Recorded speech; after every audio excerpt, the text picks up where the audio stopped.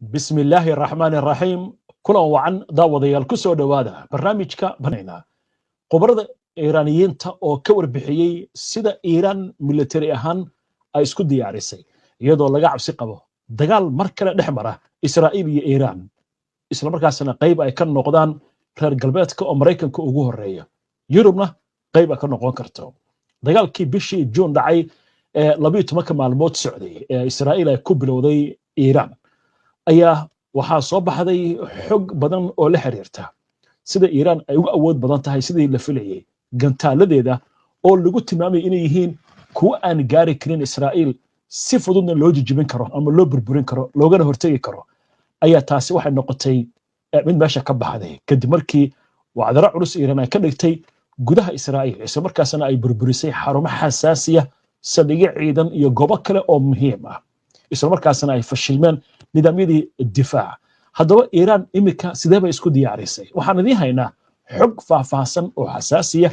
oo ay bixinayaan khubaro Iiraaniyiin ah kuwaasi oo ka hadlaya sida Iiraan imika ay ugu diyaar garowday dagaal ballaaran macluumaadkaas ayaynu barnaamijkan ku lafaguri doonaa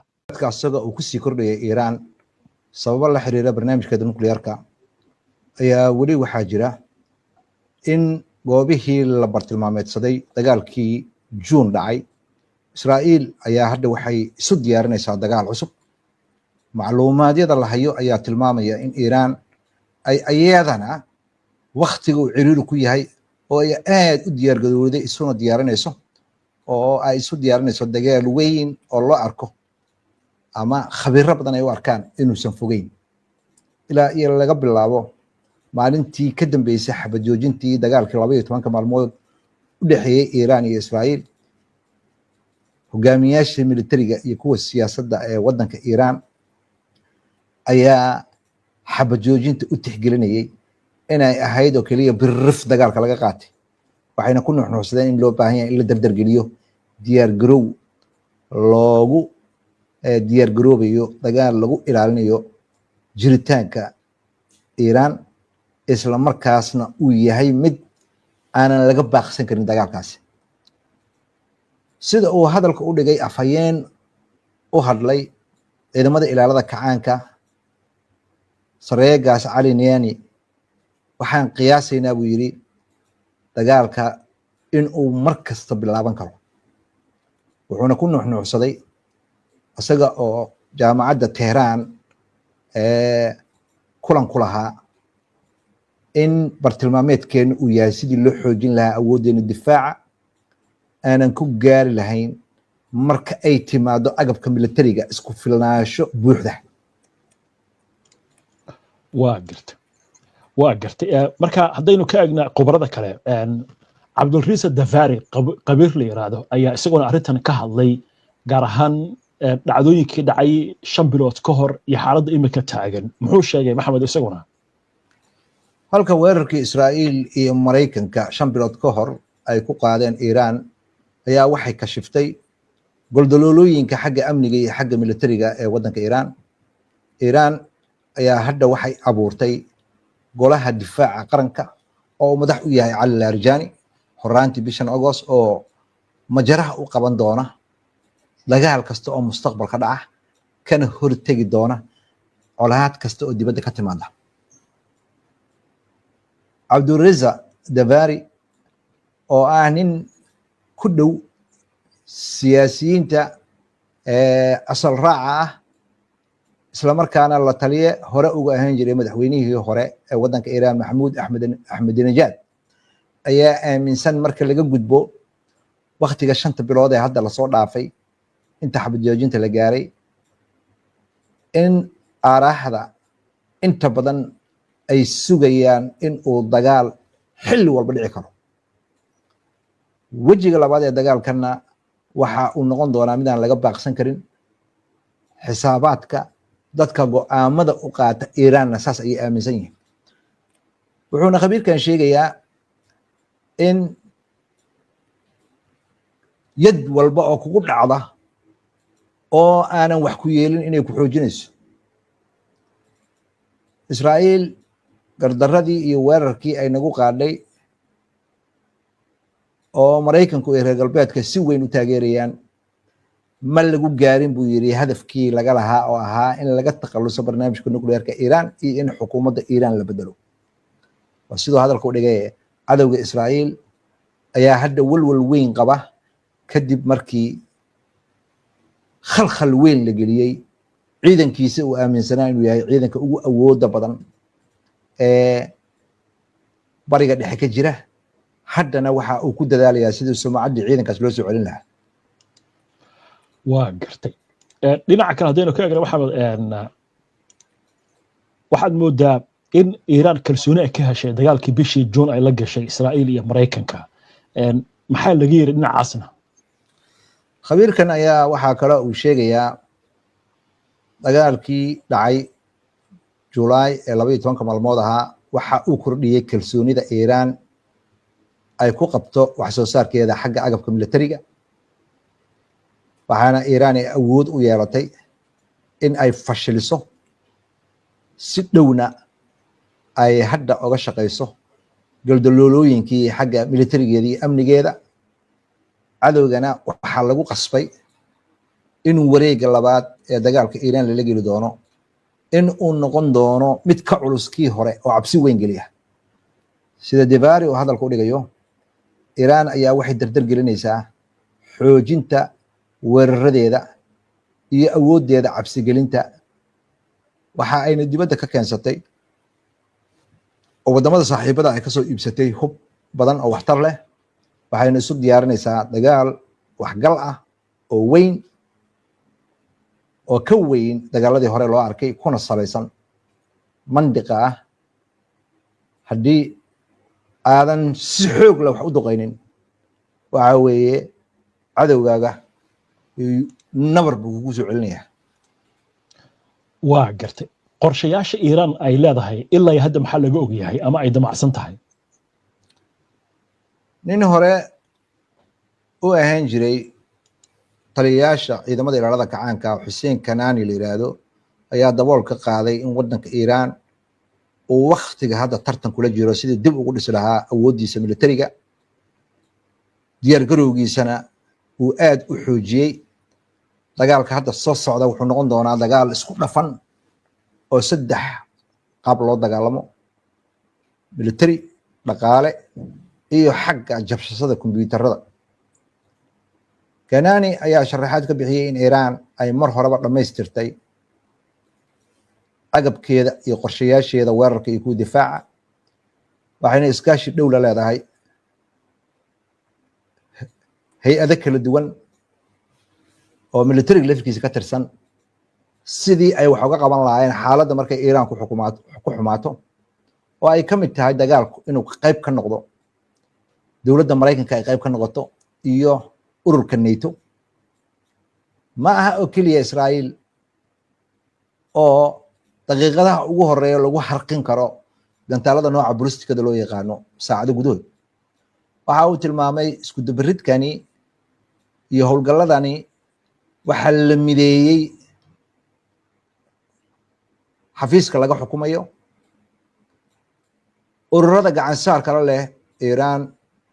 ayagana awoodooda way sii dhismaysaa. hase ahaatee Iran ma rabto kooxaha iska caabinta wada inay waxyeelo soo gaarto marka ay timaado difaacidda waddanka Iran. laakiin dagaalka soo socda waxay noqon doontaa mid lagu difaacayo waddanka Iran iyo qadiyadda Falastiiniyiinta. qaybaha kale oo iska caabinta wadana dagaalka soo socda qayb ayay ka noqonayaan, sababtoo ah tii hore Iran ayaa u diiday inay qayb ka noqdaan. waa gartay waxaa hadda la xusay in wadamo saaxiib la ah Iran ay hub ka soo qaadanayso. si gaar ah waxaa loo ogyahay Shiinaha iyo Ruushka diyaarado dagaal iyo nidaamyada difaaca inay ka doonayso. maxaa laga ogyahay dhankaas? Kanani ayaa waxa uu sheegayaa in waddanka Iran uu aad isugu dabariday awoodiisa si uu u dardargeliyo awoodiisa gantaalada, dayactirka nidaamka difaaca cirka ee diyaaradaha oo waxyeello ay soo gaartay kadib markii dagaal elektroonig ah Iran gudaheeda looga qaaday. hadda waxa ay gargaar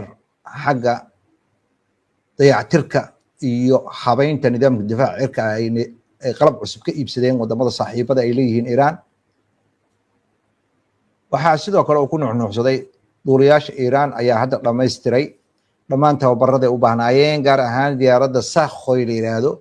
ee dagaalka ee Ruushku sameeyo 35, halka tiro diyaaradahaas Ruushku uu sameeyaa ay wadanka Iiraan soo gaareen horey intuuna dhicin dagaalkii Juun, laakiin isticmaalkeeda iyo tababarka uma dhammaystirnayn duuliyaasha.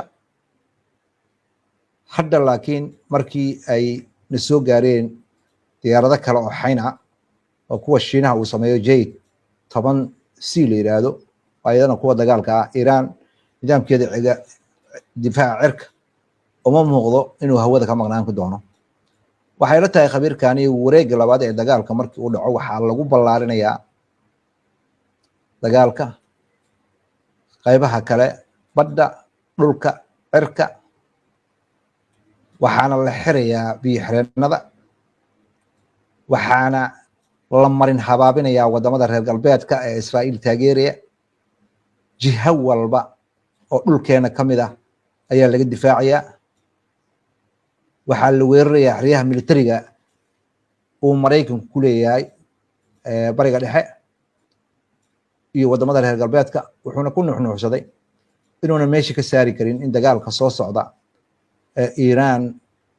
ay la gelayso wadamada reer galbeedka si looga takhaluso amarku taagleynta reer galbeedka, in haddee fursad wanaagsan soo baxdo ay wadamo badan oo saaxiiba dagaalkaasi soo geli karaan hadday suuragal noqoto. Kaynaani ayaa kusoo gabagabeeyay hadalkiisa in wadankiisa uu macluumaad badan oo xagga militariga ay hayo uuna dabool ka qaadin, iyo agab cusub oo ay ka mid tahay shucaac, plasma, hubka guuxooda ka dheereeya, gantaalada bolistikada ee qaaradaha ka gudba, kuwa bolistikada ee sida weyn wax u burburiya. wuxuuna aad ugu nuuxnuuxsaday waxaasoo dhan waxaa bartilmaameedku yahay in cadowga uu waayo awood uu ku jawaabo markii ay dagaal noqoto uu Iiraan mar kale ku qaado. waa gartay qobaradu waxay leeyihiin waxaa dhacay cashar wax laga bartay iyo la yaab, maxay ula jeedaan? ilo xogogaal ah oo dhanka Iiraan ah oo militariga iyo amniga ku dhow oo magacooda in la sheego laga gaabsaday ayaa sharaxay in Iiraan ay mar horeba heshay macluumaad aad u fara badan oo la xiriira awoodda militari ee Israa'iil inta ay leeg tahay, goobaheeda istiraatiijiga ah, in aanan lagu degdegin in la weeraro si looga hor istaago macluumaadkaas muhiimka ah in uu dayacmo. waxaana uu khabiirkaasi sheegayaa khaarijintii taliyayaasha Iiraan ee hore Israa'iil weerarkeeda Iiraan ay ku qaaday ay markii horeba la heshay, ayay waxay rabeen inay jiha wareeriyaan ciidanka Iiraan oo qorshahooda isku dhex yaaco. hase ahaatee Iiraan awood ayay wax u yeelatay in ay ogaato xarumaha sirta ee Israa'iil gudaheeda ku yaala iyo macluumaadada xasaasiga ay heshay. wuxuuna ku nuuxnuuxsaday khabiirkani in ciidamada ammaanka iyo sirdoonka Iiraan ay si weyn uga dhex shaqaysanayaan Israa'iil gudaheeda. wuxuuna sheegay in Iiraan ay hadda ka shaqaynayso in cashar badan laga bartay wareegii koowaad ee dagaalka, oo ay ka mid tahay dilkii siyaasiyiintii la dilay iyo saynisyahanada iyo weerarkii xagga kombiyuutarada, iyo in khiyaanadii wadaxaajoodka ee lagu siray Iiraan oo Maraykanka horseed ka ahaa. waxaana lagu nuuxnuuxsaday qiyaastii inay tilmaamayso in Maraykanka uu rabo in dagaalkaasi mar labaan la bilaabo ka dhanka Iiraan, laakiin hore ayay iiraan isu diyaarisay, ayagana waa diyaar garoobayaan. waa gartay diyaar garowga anagoo sii gelayna maxamed arrin la yaab leh laakiin soo baxaysa oo welwel ku abuuraysa Israa'iil iyo reer galbeedka oo ah dagaalkii 5 bilood ka hor dhacay iiraan inaysan isticmaalin awoodeedii dhammaystirnayd xitaa kala bar halkaas inoo faahfaahi. sida isla ilaha magacooda aan sheegin xusayaan, iiraan ayaa waxay isticmaashay kaliya awoodeeda 30% military dagaalkii hore. waxayna u arkaysay dagaalkaasi in 2 bilood camal soconayo. waxay go'aansatay marka inay tartiib kaararkeeda militariga u isticmaasho. hase ahaatee wadaxaajoodkii la soo dedejiyey ayaa ka hor istaagay inay agab kale isticmaasho oo ay ka mid yihiin diyaarado droonisa iyo in ay dardar gelisay howlgalladeedii wareegii koowaad markii uu dhammaaday. haddana waxaad moodaa in haddii dagaal kale uu dhaco in weerarka Israa'iil qabsada uu noqon doona mid cadaab ah dhowrka saacdood ugu horeeya iyo dhowrka maalmood ugu horeeya. wuxuuna qabiilkan sharaxayaa iiraan inay qorshayaal badan samaysay, og tahayna waxa ay samayn doonto. wixii laga bartay weerarkii ugu dambeeyana hogaamiyaal kala duwan oo kala heer duwan ay magacaawday ayadoo isu diyaar garaynaysa xaalad degdeg ah iyo khaarijin hadday dhacdo. taasna marna ma la halmaamayo in warbaahintu ay qayb ka ahayd dagaalkii xagga maskaxda ama nafshidka ee doorka libaax ka qaatay aaraahda iyo wixii laga daawaday gantaalada cirka Israa'iil sida yeeleen iyo sida wax u burburiyeen. waxaa ayadana meesha ka maqnayn in Iiraan ay ogsoontaa wixii meesha ka dhacay, Israa'iilna ay macluumaad badan qaranayso. waa gartay gabagabadii maxamed arrinta kaloo aadka loo hadal hayaa waxay tahay iiraan hadda inay xoogga saarayso in ay soo rido diyaaradda F-35 isla markaasna arrintaasi aad isku diyaarisay taasoo oo ah arrin farsamo. maxaa halkaasi laga sheegay? sida uu xusay khabiirkana magaciisa sheegin, iiraan ayaa dadaal badan ku bixisay, saaxiibadeedna gacan badan ka heshay sidii loo ridi lahaa diyaaradaha F-35 ee Maraykanku uu sameeyo si ay u burburto sumacadda wax soo saarka qalabka militariga ee Maraykanka. taas ayaana qayb ka ah sababaha iiraan aynan u shaacin burburkii diyaaradihii 35 ahaa oo ay soo riday markii dagaalka 12 maalmood lagu jiray. sababtoo ah waxay rabtaa in ay inta furfurta ka faa'iideysato agabkii diyaaradihii ay soo riday, kala furfurto, kadibna dib u naqshadayso. waxayna ku nuxnuxsatay iiraan marnaba ma rabin inay shaaciso filimada duuliyaasha ay qabatay oo fariimo u diraya duuliyaasha kale aan weli diyaaradooda la soo ridin. iiraan sida uu kusoo gabagabeeyey khabiirkani dagaalka labaad waxa uu noqon doonaa mid ka duwan dagaalkii hore.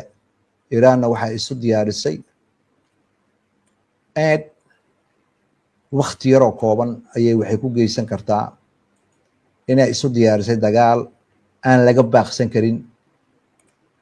oo nabadda damaanad qaadaya. haddii hadafkaas sidii dhowrka bilood lasoo dhaafay loo gaaray, waxaa laga yaabaa inuu sanado noqdo. intaa waxaa dheer in iskaashiga iiraan ay la leedahay militariga ruushka iyo shiinaha inuu xoogeystay. farsamo ahaanna waxaa laali wixii daldaloola ah xagga farsamada iyo xagga amnigana la xoojiyey.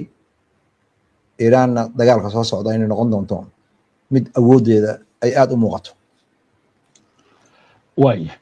maxamed marka maxay ka macnata marka xogtan ay bixiyaan khubradani? arrin muddaba la qarinayay ayaa macluumaadkan ka muuqata in iiraan ay soo riday diyaarado F-35 ah. waa markii ugu horreysay oo si rasmi loo sheego. diyaaradahan sababaha ay u qarisana waa sheegtay waxay rabtaa inay ka faa'iideysato farsamo ahaan waxa ay yihiin arrinta kale oo aan meesha ka maqnayn waxa weeye Iiraan dagaalka isu diyaarinayso maaha mid Israa'iil saacada ayay ku burburin kartaa waxay isu diyaarinaysaa dagaal ay la gasho Mareykanka iyo NATO arrintaasna waa arrin kale oo cusub weeye waxaan kaloo ayadana meesha ka maqnayn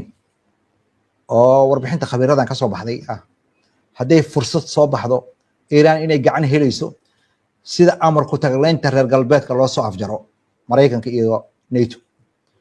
arrimahaasna waa arrimo cusub oo khatartooda leh waa tahay waa mahadsantahay maxamed wuxuu kusoo kordha waynu arki doonaa inta ayaan kusoo gabagabeynaynaa barnaamijkii daawada si aad ula socoto wararkan barnaamijyada iyo macluumaadka aynu soo gudbino haddii aad ka cusub tahay baraheena bulshada ama horay aadan ugu xirnayn hadda kusoo biir waa inoo barnaamijka xiga insha allah inta ka horeysa nabadgelyo